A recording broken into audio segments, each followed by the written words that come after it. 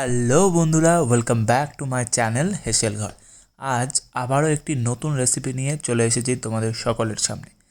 আজকে আমি বানাবো রেস্টুরেন্ট স্টাইল মাটন ডাক বাংলো, যেটা পোলাও, ফ্রাইড রাইস সব কিছুর সঙ্গে খেতে ভীষণ ভালো লাগে। তাহলে চলো শুরু করা যাক।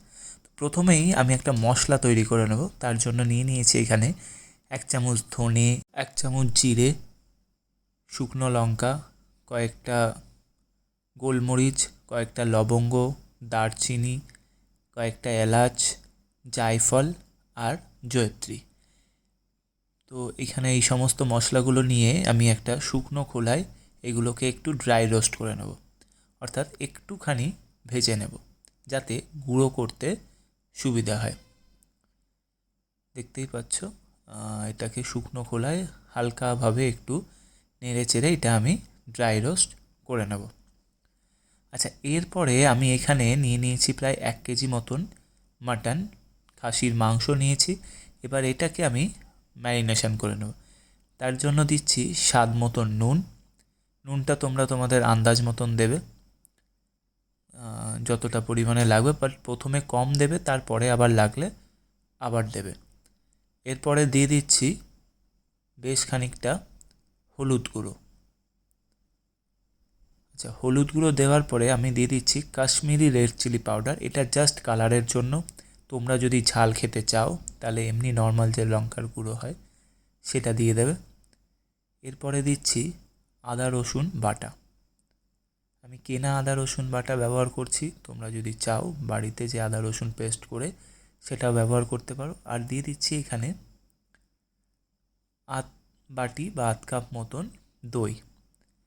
আর দিচ্ছি বেশ খানিকটা সর্ষের তেল দিয়ে বেশ ভালো করে এটা ম্যারিনেশন করে রেখে দিতে হবে মোটামুটি 2 ঘন্টা। হ্যাঁ, ম্যারিনেশনটা একটু বেশিক্ষণ করে রাখলে আর কি মাটনটা বেশ জুসিও হয় এবং ভেতরে সমস্ত মশলাগুলো ভেতরে ঢুকে পড়ে। ঠিক আছে, এরপরে এটাকে রেখে দিতে হবে প্রায় মোটামুটি 2 ঘন্টা। আমার ম্যারিনেট করা হয়ে গেছে, এটা আমি ঢেকে রেখে দিলাম। এরপরে কড়াইতে দিয়ে দেব বেশ খানিকটা সর্ষের তেল। হ্যাঁ, বাট মাটনে কিন্তু বেশ সর্ষের তেলটা একটু বেশিই লাগে। আচ্ছা, ডাক বাংলোর জন্য আমি এখানে 3টে ডিম সেদ্ধ করে নিয়েছিলাম, সেটাকে ভেজে তুলে রাখবো। আচ্ছা, এরপরে আমি আলু সেদ্ধ করে রেখেছিলাম, সেই আলুগুলোকেও অর্ধেক করে আমি ভেজে নেব। হালকা লাল করে ভাজলেই হবে, খুব একটা লাল করে ভাজার দরকার নেই, যেহেতু আলুটা অলরেডি সেদ্ধ করা আছে। তাই জন্য আমি এটাকে খুব হালকাভাবে ভেজে নেব। তোমরা চাইলে এর মধ্যে একটু লবণ দিয়ে দিতে পারো, যাতে আলুর মধ্যে লবণগুলো ঢুকে যায়। ব্যাস, এখানে আমার আলু ভাজা হয়ে গেছে। এবার এইগুলোকে আমি তুলে রাখবো।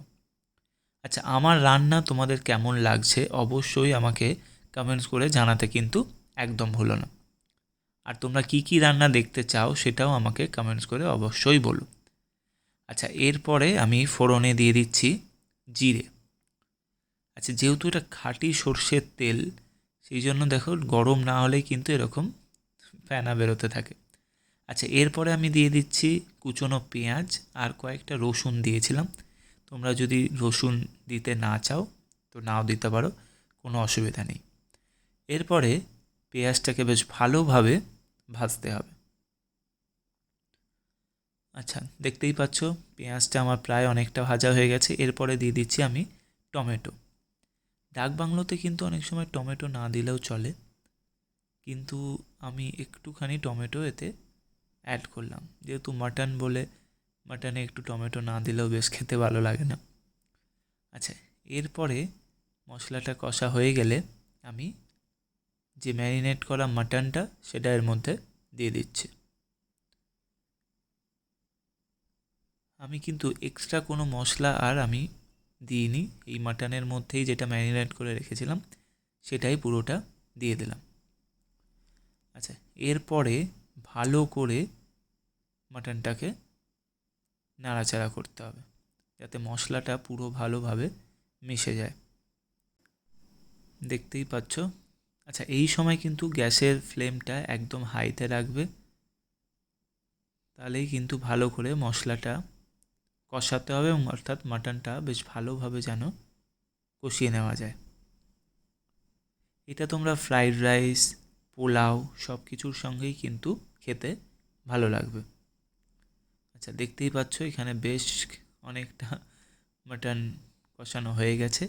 এরপরে যে মশলাটা আমি তৈরি করে রেখেছিলাম, অর্থাৎ ডাক বাংলোর যে মশলাটা প্রথম দিকে যে শুকনো কলাই ভেজে, সেটা আমি এখানে প্রায় 2 থেকে 3 চামচ মতন দিয়ে দিলাম। আর সামান্য একটুখানি আমি রেখেছি, যদি পরে লাগে আবার ওটা দেব।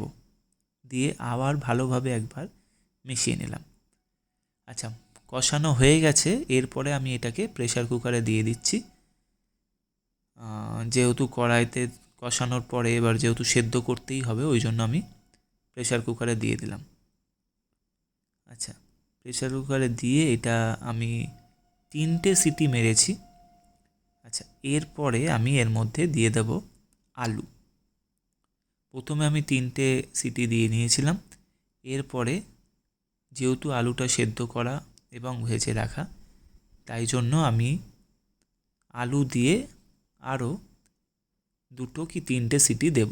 সেটা তোমরা তোমাদের আন্দাজ মতন কেমন মাটন সেরকম হিসেবে দেবে। ব্যাস, আমি হয়ে গেছে। এরপরে আমি কড়াইতে আবার দিয়ে দিয়েছি। এরপরে আমি এবার একটু গার্নিশিং করে নেব।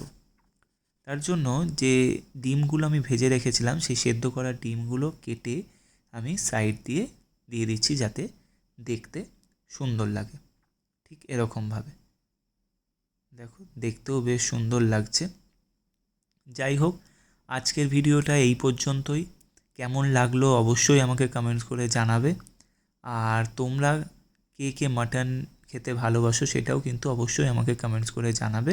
আবারও দেখা হবে পরবর্তী একটি ভিডিওতে নতুন কোনো রেসিপি নিয়ে। সবাই ভালো থেকো, সুস্থ থেকো, টাটা।